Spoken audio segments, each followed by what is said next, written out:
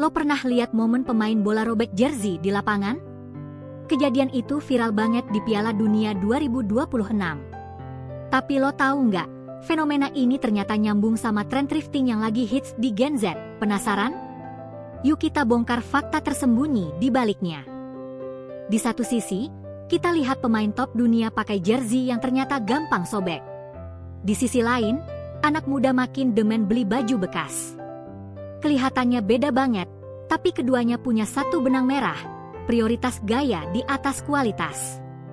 Lo bakal kaget pas tahu hubungannya.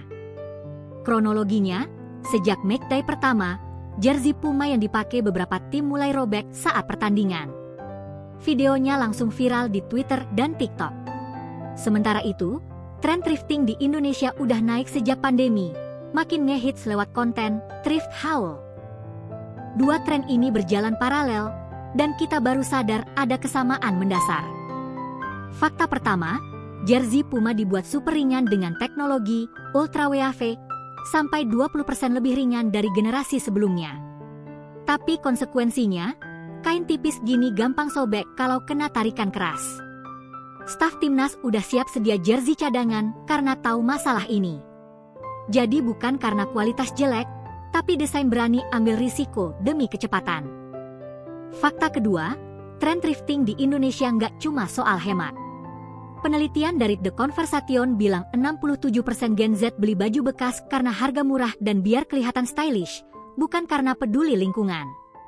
Ironisnya, baju thrifting seringkali udah melar atau kualitasnya menurun, sama kayak jersey yang gampang robek. Banyak yang mikir jersey robek karena kualitas Puma jelek. Padahal justru sebaliknya, Puma sengaja bikin tipis demi performa. Begitu juga thrifting, banyak yang anggap ini bentuk dukungan lingkungan, padahal motivasi utamanya gaya dan tekanan sosial. Miskonsepsi ini perlu diluruskan biar kita nggak salah paham. Nah, menurut lo, apa yang lebih penting, gaya atau daya tahan? Komen di bawah. Klarifikasinya, baik jersey Puma maupun baju thrifting sama-sama mengorbankan durabilitas demi nilai lain.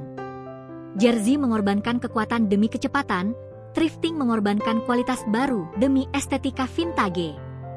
Publik sering menganggap keduanya kegagalan produk, padahal ini trade-off yang disadari. Tapi konsumen jarang diedukasi soal ini. Dampak langsung, pemain jadi kurang percaya diri, khawatir bajunya robek saat momen krusial. Beberapa pertandingan sempat terhenti. Sementara thrifting, maraknya thrift flip, bikin permintaan baju bekas naik drastis, toko kebanjiran pelanggan. Tapi kualitas barang makin variatif, termasuk yang udah cacat. Kedepannya, bisa jadi Puma redesign jersey dengan material lebih kuat tanpa mengurangi performa. Sementara thrifting, dengan makin banyak peminat, bisa memicu produksi massal, barang bekas, baru, seperti fast fashion yang sengaja dibuat lusuh. Ini tantangan teknologi dan etika. Sudut pandang jarang dibahas. Kedua fenomena ini mencerminkan budaya, penampilan di atas segalanya, di era media sosial. Jersey robek jadi viral karena momen, memalukan, jadi konten menarik. Thrifting viral karena estetika, pre-loved, dianggap keren. Padahal di balik itu, fungsi dan ketahanan diabaikan. Kita lebih peduli gimana kelihatan di feed daripada barangnya awet. Datanya, survei menunjukkan 67% Gen Z beli baju bekas karena harga dan tren, hanya 33% karena lingkungan. Di lapangan, tercatat 12 insiden jersey robek dalam 10 pertandingan pertama Piala Dunia 2026. Rata-rata 50% lebih banyak jersey cadangan disiapkan. Angka ini bukti trade-off antara gaya dan daya tahan lebih nyata dari yang kita kira. Reaksi publik? Meme bertebaran, ada yang bilang, jersey ini kayak perasaan gue, gampang robek. Kontroversi muncul, netizen marah sama Puma, sebagian belain. Di TikTok, video unboxing jersey baru disandingkan dengan thrift haul. Publik terpolarisasi, tapi kedua isu ini berhasil memicu diskusi tentang kualitas versus gaya. Kontroversi utama, apakah thrifting benar-benar ramah lingkungan? Permintaan tinggi bikin harga baju bekas naik, malah memicu praktik fast thrifting.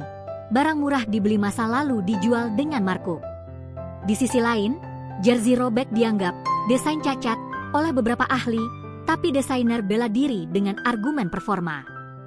Debat masih panas. Studi kasus. Ingat tren distressed jeans? Celana sengaja dibuat robek-robek dan laris. Atau baju pre-worn dari brand tertentu yang lebih mahal dari baju baru. Ini mirip, kita membayar lebih untuk tampilan tidak sempurna. Jersey robek dan baju thrifting sama-sama menjual citra, autentik, dan edgy, dengan konsekuensi durabilitas. Twistnya, alasan utama jersey robek dan baju thrifting melar itu sama. Keduanya pakai material tipis dan murah demi tekan biaya produksi dan kejar tren. Puma ingin jersey seringan mungkin, thrift store ingin barang terlihat vintage. Di balik itu, konsumen dibiarkan bayar mahal, jersey resmi jutaan, baju thrifting, branded, juga nggak murah. Jadi, kita ditipu ilusi kualitas? Pikirin. Kesimpulannya, baik jersey Puma maupun baju thrifting ngajarin kita, jangan mudah terkecoh penampilan. Keren di luar belum tentu tahan lama. Kita perlu lebih kritis. Apa kita beli karena butuh atau karena tekanan sosial? Tren memang seru, tapi jangan sampai jadi korban marketing. Cari barang yang sesuai kebutuhan dan punya nilai tahan lama. Jadilah konsumen cerdas. Nah, gimana menurut lo? Apakah lo lebih milih gaya atau daya tahan? Atau lo punya pengalaman lucu soal jersey robek atau thrifting? Komen di bawah. Jangan lupa like, share, dan subscribe biar kita bisa bahas tren-tren seru lainnya.